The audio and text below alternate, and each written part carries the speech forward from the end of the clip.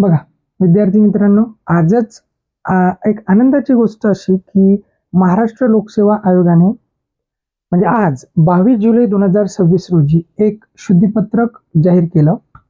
आता याच्यामध्ये काय म्हटलं आहे की आपली जी जाहिरात निघाली कशाची, तर गट क सेवा.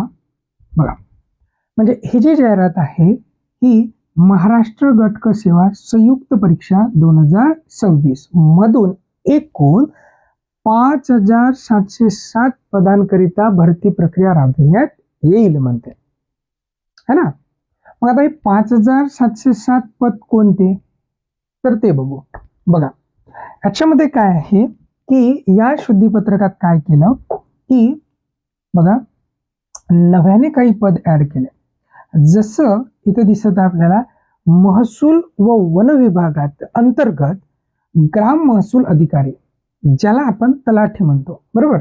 तर हे एकूण विद्यार्थी मित्रांनो लक्ष द्या, एकूण 1539 टोटल किती 1539 पद ऍड केले.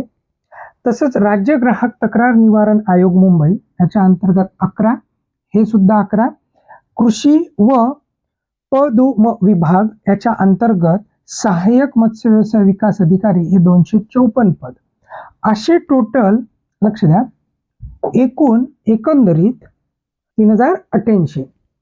आणि याआधी पूर्वी जे म्हणजे शुद्धीपत्रक आलं होतं ते होतं की हे शुद्धीपत्रक जे आहे 16 जुलै 2026 त्या शुद्धीपत्रकात असा उल्लेख होता की आपली परीक्षा ऑनलाईन ऐवजी ऑफलाईन घेण्यात येईल. ओके ठीक.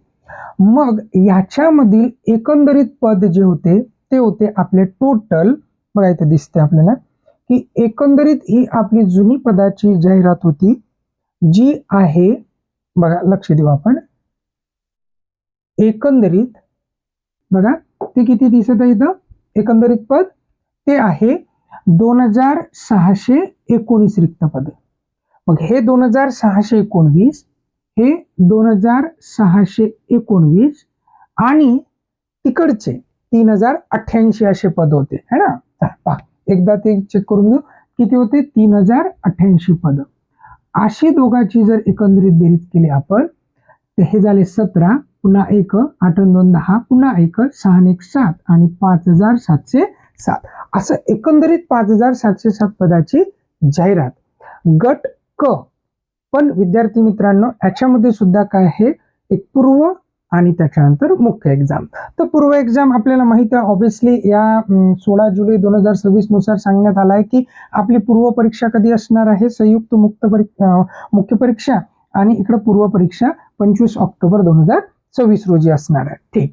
आता याच्यामध्ये यांनी फक्त एक काय केलं तर तारीख वाढवली आपल्या फॉर्म भराची, जे की समजा इकडे दिसत आहे आपल्याला की याच्यामध्ये यांनी दिली आहे तर लास्ट डेट जी दिली आपली एक्झाम फॉर्म भरण्याची तर ती आहे 5 ऑगस्ट 2026 पर्यंत.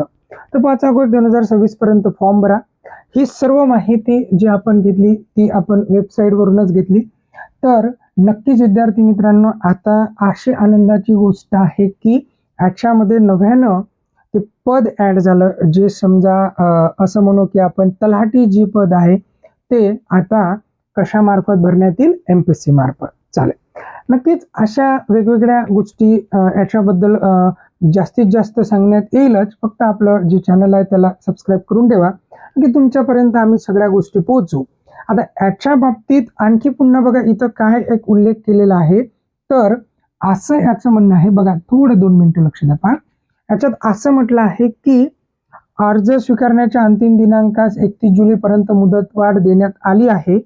आणि तसंच आणखी पुन्हा याच्यामध्ये असा एक उल्लेख आहे की याच्यामध्ये म्हणजे काय म्हणतो आपण, आरक्षण नुसार जागा किती, ओबीसी किती, SC किती वगैरे हे आम्ही नंतर पूर्वी देऊच. तर असा याच्यात इथे उल्लेख आहे, तो इथं उल्लेख दिसते आपल्याला. पहा या शुद्धीपत्रकात तर त्यांनी म्हटलं हे बघा, उपरोक्त तक्त्यातील संवर्गाच्या सामाजिक व समांतर आरक्षणीय पदांचा तपशील तसेच शासनाकडून सुधारित मागणीपत्र प्राप्त नवीन शासन जे पूर्व परीक्षेच्या निकालापूर्वी शुद्धपत्रकाद्वारे करण्यात येईल.